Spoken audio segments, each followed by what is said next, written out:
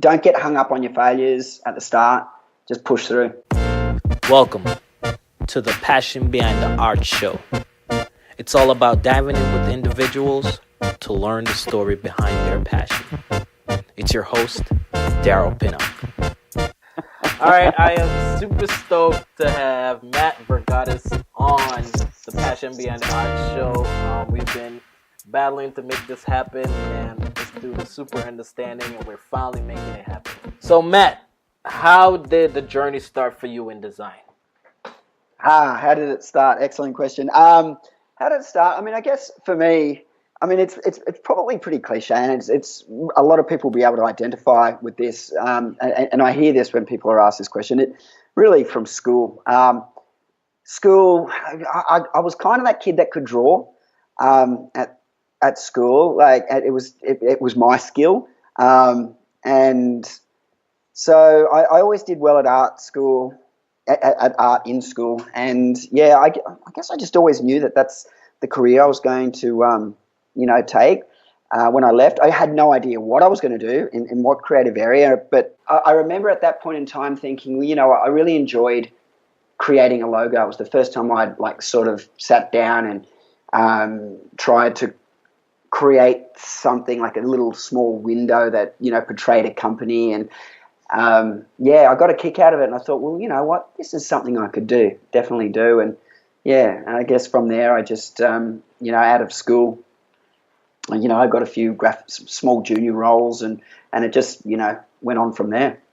Okay, cool. Okay. So that's pretty early then. Yeah, that's really early. That's pre-lettering and all of that. I was into logos right from the start. My first couple of roles as a junior designer was like desktop publishing, designing magazines, and then I was doing a bit of cartooning for a while, which was fun. But after that, I really lost touch of illustration. So from school and a bit of the cartooning, straight out of school, was kind of like the last time I really, flexed that muscle. And I stopped illustrating for, I don't know, at least 10, 20 years. I mean, I was doing little illustrations with logo design and stuff like that when you're scamping and stuff like that. But yeah, it's something that I really want to touch base again. I started doing it at the start of the year with some wave illustrations, and I really enjoyed it. And at some stage, I'd like to go large scale with it all. But yeah, I stopped illustrating really early on, and yeah. And then, so I was doing desktop publishing, like magazines, a little bit of cartooning, and I worked for this newspaper, and I was laying out pages upon pages, and this was with the first version of Quark Express, and it just really taught me to become super efficient on the computers, because when you've got newspaper deadlines, and you've got like pages upon pages that have got to get laid out, you've got to really think about layout and structure when you're designing a newspaper. You've got a certain amount of stories to get on a page. You've got headlines, pull quotes, captions, advertisements. So you've got to really structure everything out. And, when you've got these really tight deadlines, you've got to make it happen quickly. So that through that period of time, I became quite efficient on the computer.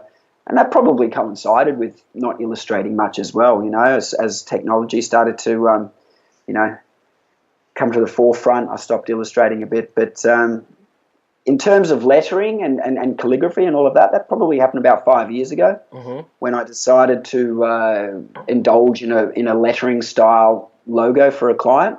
And off the back of that one logo, I just got a heap of follow-up inquiries, and still to this day, people reference that logo. And it was the first one that I did where I really, really tried to emulate a brush pen style. Right. And since that day, I've kind of become a little bit obsessed with, the whole lettering movement and advancing my skills with, writing with brush pens and whatnot. So, yeah, pretty cool. So what was some of the things you did to kind of get better, and what did you kind of pull from? What did you do to get to where you're at right now? If you're referring to lettering and brush pen. Lettering. Yeah. So I guess when I did this one logo, I was sketching all my letter forms at the start. And for about a year, I probably did a dozen or so follow-up logos, and it was always sketching. I think being surrounded by inspiration, I always knew that I could do this if I applied myself. I mean, part of specializing in corporate identity is you have to be really flexible and adaptable to different briefs and shake up your style a lot. You know, you can't just enforce your own. I mean, you can be known for a certain style, but, you know, if you want to work on a variety of different clients, Right. You've got to be able to, you've got to be able to change and adapt and visualize what will work for them and then work out how to do it.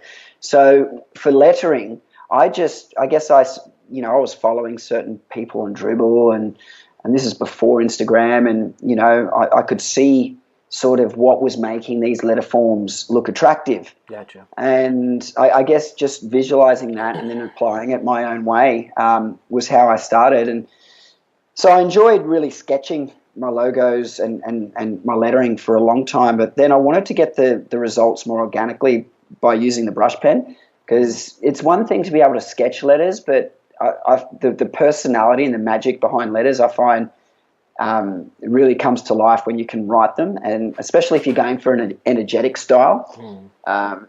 You know, using the brush pen and writing, you know, rather quickly, you can just get beautiful curves, and it really captures that energy rather than sketching it out. Gotcha. I mean, there's room for both. You know, obviously, I mean, I still do both styles all the time. I go between it, and it depends on what style of lettering or logo or title that I'm writing. That makes me bounce between the two. Okay. I mean, I think that makes sense. Like actually draw. So basically, you would actually draw it out with a brush pen. Then do you go back and sketch over that brush pen that you drew? I know some people do that. No. So like for the first year, the only equipment that I had was a 2H lead pencil and whatever paper I could get my hands on, and that was it, and a rubber, whatever, not even a fancy rubber that comes it like looking like a pen, just one of those little blocky rubbers. You know, I probably would have even borrowed one of my daughter's rubbers. You know, it didn't matter. You know, so and there's a lesson in that too. I mean, tools really do not matter at all. I mean, I say that, but I've got like hundreds of different pens now. But, you know, that only happened when I wanted to start using brush pens to get the results organically. But no, like at the start, it was simply 2H lead pencil, and it was just sketching.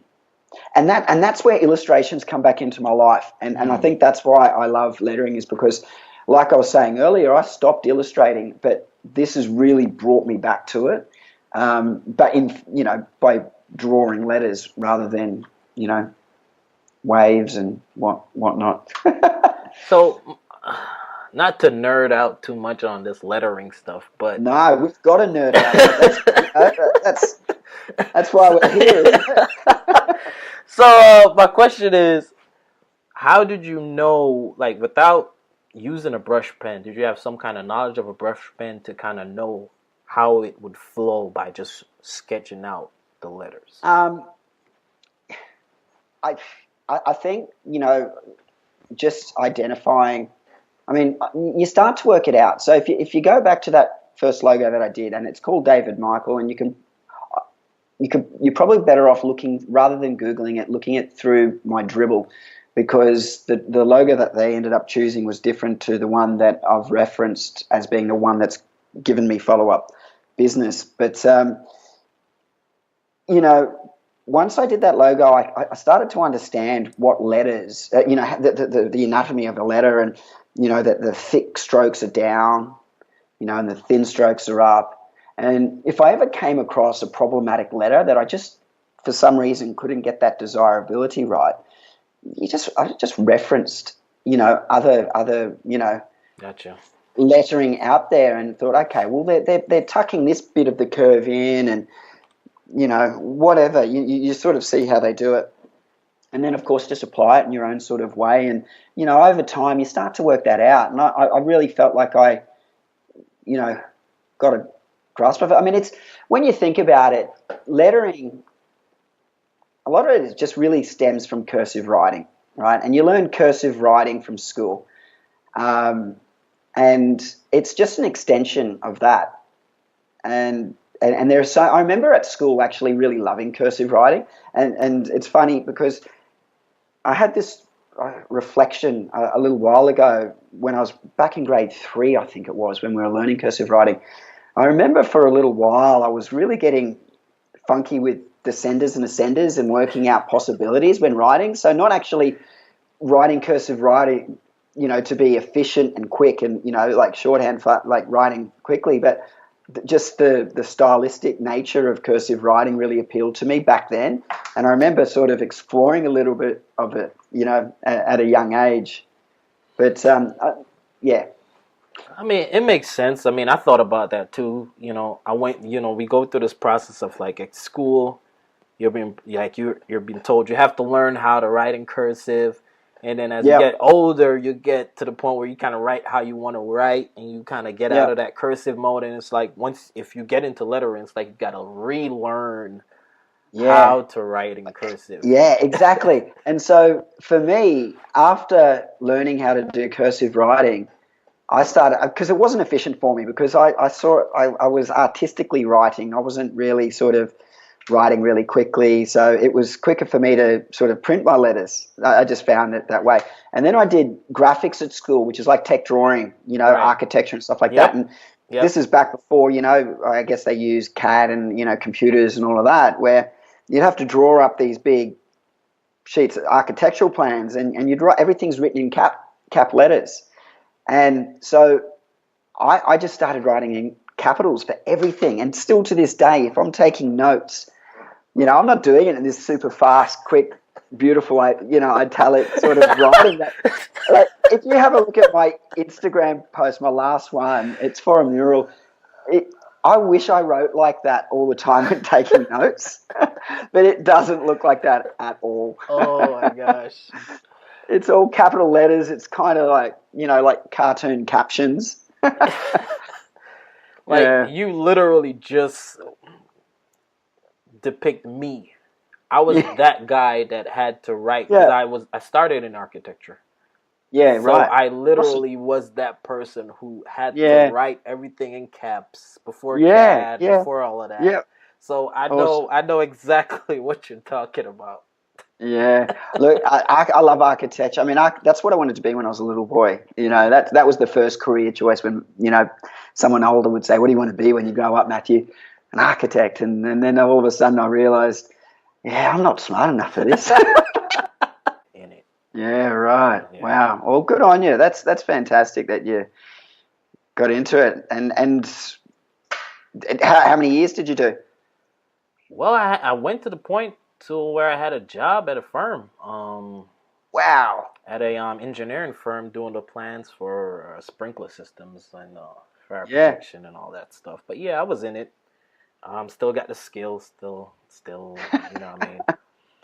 Unreal. Yeah. I might hit you up when I decide to design my own house. Actually, sometimes people do that. They kind of use me as like a preliminary before they go to the actual licensed architect. And they'll ask me to like sketch out a plan, and I'll give it to them, and then they'll bring it to the architect to go to the next step. But Unreal. So let's talk about.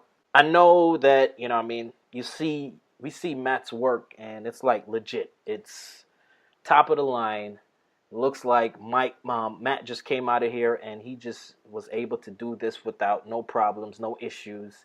He had a smooth sailing. But just in case, what were some of the struggles you would say you had in just trying to build Verg? Okay, struggles.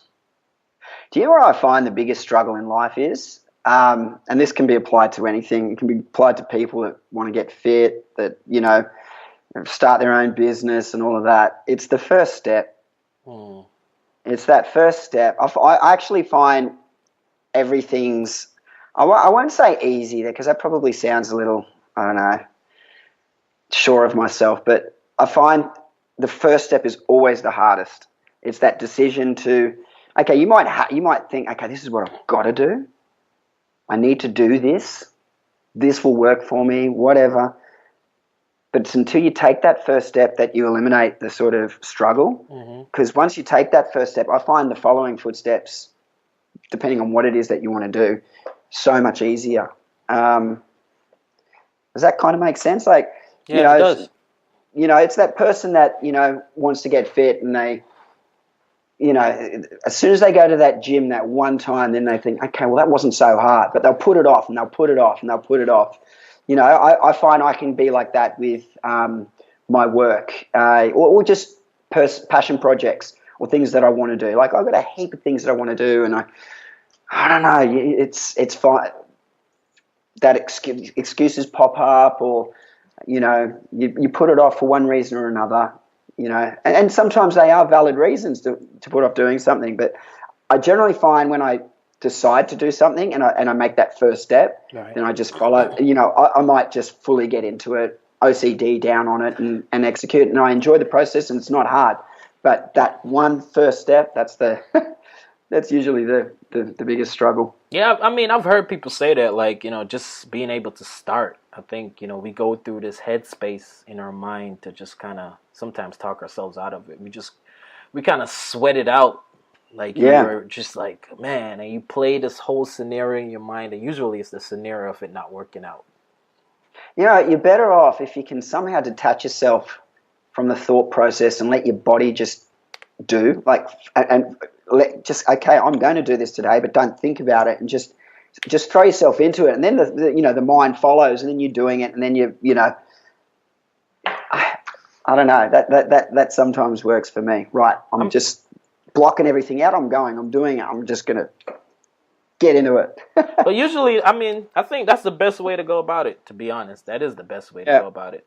So who would you say you kind of build who would you say your support system is? The people that you pull energy from, the people that you kind of, pushes Matt through, when Matt needs a push through? Tell you what, I'm going to throw it back at every single comment and every single like that's ever been given to me on social media. Every single person that's been kind enough to, say kind words about my work. That's always super reassuring, and before I had ever published any of my work online, like, I've worked for myself now for about 9 years, and for the first couple of years, I wasn't on social media. Or I think it was probably more like the first 6 months. Before that occupation, I was an in-house creative person, so I wasn't surrounded by creative people. For 9 years, I was the only creative person. And then I went out on my own, and for, I think, the first 6 months, I wasn't publishing anything online. And so it was a huge step for me to publish my first project, because it's kind of like, this validation sort of thing. You're fearful of, I put my heart and soul into this. If I publish this and no one likes it or something like that, am I shit? You know what I mean? But it took a little while for people to start noticing that stuff. But I always knew that I felt like I had the skills to, to be putting this stuff out there. And as soon as those comments and likes and appreciation, all that sort of stuff comes in, it makes you feel good. It makes you think, okay, people like my work and I'm on the right track and stuff like that. So I try and read every comment and get back to, reply back to comments. So I'd say that. I mean, of course, I've got, my family, my wife and stuff like that for life, But I think when it really comes down to work, I'm throwing it back out to everyone that's, appreciated something that I've done. Makes sense. It makes sense. So, so you're saying that right now you just work on your own right now? Yeah. So I've been self-employed for about, I think I'm coming up to 10 years. Nice. In fact, if it is 10 years, I probably should have done a 10-year badge on my website. Verg, 10 years. Yeah. So it's 9 or 10 years. Okay. Oh, cool. Yeah. So you're, because I know when we were talking, you say you were at work. So I was wondering if you were. Okay. So, yeah, I work out of an office. I work out of a web developer's office. Okay. I'm not employed by them. I just share some space in there. Okay. In the office. Yeah. That's cool. I mean, Yeah, it's really cool because I love the people there. It's a really cool office environment, and our services go hand in hand. So they give me business where I can. I give them business and stuff like that. So it's a nice relationship in that respect. Yeah, I love being around people. I mean, I did the working from home thing for a few years. I think it was 2 or 3 years, and I love that too because it was during a stage when my daughters were growing up, and I was always there. And I got to watch them grow up, which is such a privilege. But yeah, when I got back into an office, it was cool. I'm a people person. I love hanging around people, and So if you don't mind me asking, how did that kind of come about? Like, did you approach them? Did they approach you? I knew the owner. Okay. And I was working out of another office at the time, and that office shut down. And so it was either go back home or sort of make a few phone calls and, Okay. And, a dear family friend owns the business. And so I just, they were happy to have me. Okay. That sounds good. So during all of this, how do you fit in surfing? Like, how did you even start surfing? I guess I've been surfing since I was about 12/13. So, but where do I fit it in? Okay, I wake up when most people are fast asleep. I wake up at ungodly hours of the morning, pretty much every morning. Even when I don't go surfing, I'm still up at that time. At the moment, it's summer here in Australia, and it gets light about 4:15. I mean, the sun's not up yet, but you can start to see the waves, from the beach. So I'll be paddling out at about 4:15 at the moment. I mean, in fact, I was up at 3:30 this morning. My dog started barking, and I knew I was going to be up surfing in 45 minutes. So I thought, I might as well just go down to the beach now. So to answer your question, how do I fit it in? I do it when no one else. I use that allocated spot of time that no one else wants. Wow. Yeah. Wow. So did someone teach you? Like, how did you learn? I think just growing up. I mean, I live on the Gold Coast, which is, just stretches of beaches. And, okay. And, you just, once, you find a few mates that are into it, you just sort of egg each other on. And next thing you know, you're standing up, you're going sideways, and then you're doing turns. And so it's about putting in the hours, but it's an important one to learn when you're young, I think. I mean, you can still learn it later in life, but I'm thankful that I learned it when I did. And I mean, I would have liked to have learned it when I was 4. That would have been great, because then you have that uncanny, just complete natural ability. It's just like a reflex. Yeah, exactly. But no, I love surfing. Surfing's my. I mean, that time of the morning, we had great waves this morning. It was a lot of fun out there. But so does this play some kind of correlation in getting you prepared for your day? I always wonder. Yeah, 100%. I think so. I mean, when you've had a surf before work, you feel like you've already got something awesome out of the day. Anyone that exercises at the start of the day, they'll know. I mean, you feel like you've achieved something. Well, and also for me, it's I guess a happy place out there, and you don't think about work, you don't think about family or anything. Any sort of problems you might have are gone because you're out in the ocean. It's the sun's coming up. It helps you sort of keep balanced. It doesn't matter what the day throws at you then after, because you've already had an awesome day. Makes sense. It's funny you said that, because for me it was running. I don't do it as much as I would like to now, but I used to get up early and just run. That's what I used to start my day with, and it changes everything. It gets my blood pumping. Yeah. For sure. You start the day on the right foot. The mornings where I don't surf, I don't have as much of a spring in my step. I just sort of you have a warm shower and you're like Oh, that's funny. I keep on buzzing after my surfs, especially if the conditions are good. So it's Nice. So what's next? What does Matt have going on? What is he planning to do? What's coming for 2018? What's next?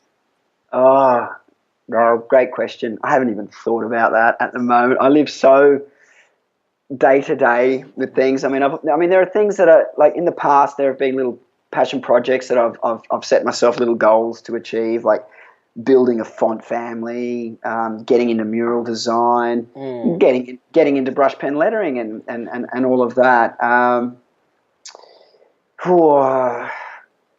I think what I'd like to start doing, and this is one of those things where it's the first step is the hardest step. And then I've thought about this for a long time. I want to start doing more classes and stuff like that. And I want to create that sort of, I don't know, ability to sort of do that easily. You know, set up a studio space where you've got the cameras and do that. But I don't know. I might not even end up following through with that. Something else might pop up. I tell you what, you got me stumped on that one. I think you. I mean, dude, you should do that, man. I could see you doing something like that. I'm surprised that I'm not sure if you have done it before, but I'm surprised. I have. Oh, look, I did a Skillshare class. I also did something for typism, a summit that's coming up soon, where I have. I think the main reason, and you could call it an excuse, that I haven't done more of it is because I'm not really big at sort of doing the full follow-up marketing of myself. To do it all. Do you know what I mean? Like people that really intently focus on that, they're pushing things, and there's a, you do it in a certain way to sort of generate interest. There's a procedure for it. Right. And that side of it, I'm not interested one bit. I want to film a class, and I want to put it out there, and I don't want anything to do with it again. Do you know what I mean? Because I like creating. I like being a designer.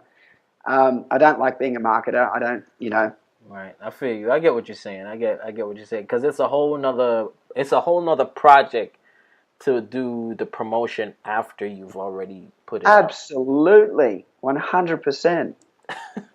So I don't know. I may do that. I may not. I'd like to get another Skillshare class up there because that's one of those platforms where you can just sort of create it and then just let it do its thing, run its course. What about like workshops? Are you interested in stuff like that? I've taught a few workshops in the past. I did one at Typism recently, and I've helped someone else teach their workshops. Wayne Thompson from Australia. I'd like to. I've got a space that's keen to have me and do it. So I've just got to buckle down. I tell you what ends up happening. I end up getting so busy during the year with. This is sounding like excuses again. I get so busy with client work during the middle part of the year that it puts those passion projects to the side a bit. I'm approaching that quiet period now, although it's been a pretty good tail end of the year. Last year, the year before, was a lot quieter, and so then I had time to start, working on passion projects. But I don't know. I'd like to make some more fonts as well. I really would like to do that. It seems like it's something that you're really into.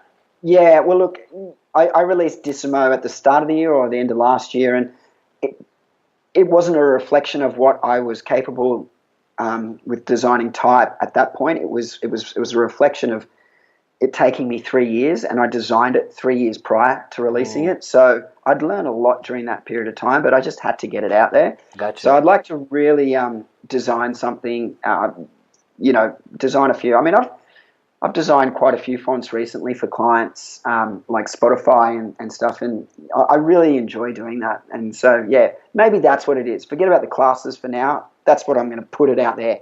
On the record, I'm going to design some more fonts next year. All right, you heard it here first. Yes. Well, I love it, man. I love it. I love everything that you're doing. I really admire your work. As a fellow logo designer, I mean, you could tell you put a lot of thought and a lot of effort in what you're doing, man. Yeah. I mean, look, if you're going to do something, you've got to get into it, really, And I do love the industry, and I feel very grateful that we get to design, for a living. It's a lot of fun. So let me ask you a question. 2 more questions. How are you getting clients? Like, do you have this procedure? Do you have how does Matt get his clients? Yeah. So I have just published my work online over the last several years, and it either comes organically through my website, which is in desperate need of a refresh, or it comes through sites like Dribble and Behance, but mainly through my website, and also, I guess, repeat business, stuff like that, referrals and whatnot. But yeah, I mean, I think that's the beauty about, the internet these days. You put your work out there, and it's opened up the clientele fetch for me, like, globally. So it really is remarkable. I mean, if you can be consistent and get your work out there, and if it's good work, then you don't need to do anything else. Well, I haven't. I've been doing this now for 9-10 years, and I've never advertised or chased people up or gone searching. So I mean, look, there's been quiet times, definitely, and super busy times, which has all seemed to balance everything out. Right. But when things are really quiet, I do a little bit of following up with existing clients, and you never know. Sometimes just touch base with them. That's one thing that I've done, but I've never gone out looking as such. Right. Well, man, what would you say? What advice would you have for creatives out there? Like, if it's up and coming, or just people that seasoned like you, like, what advice would you have for them? Well, for anyone that's trying something new for the first time, like if it's getting into brush pen lettering or calligraphy, don't get hung up on your mistakes.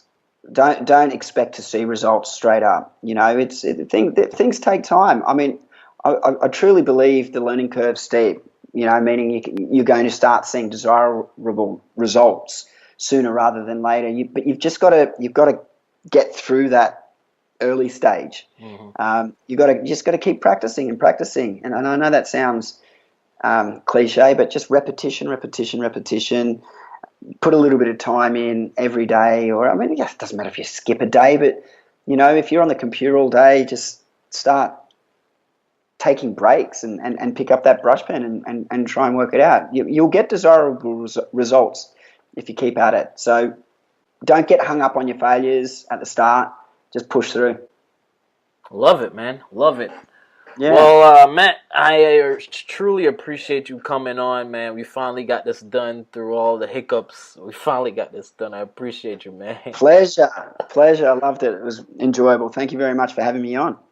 Well, I am glad to have you on, but I'm going to let you go. But thanks for coming on, Matt. No worries. Great chatting, mate. Appreciate it. I want to say thank you so much for listening to this week's episode. If you want to get in touch with me, you can reach me at DPCREATES on Instagram or Twitter. And please leave me a review on iTunes, because that helps the podcast to grow. Thanks again. Be blessed.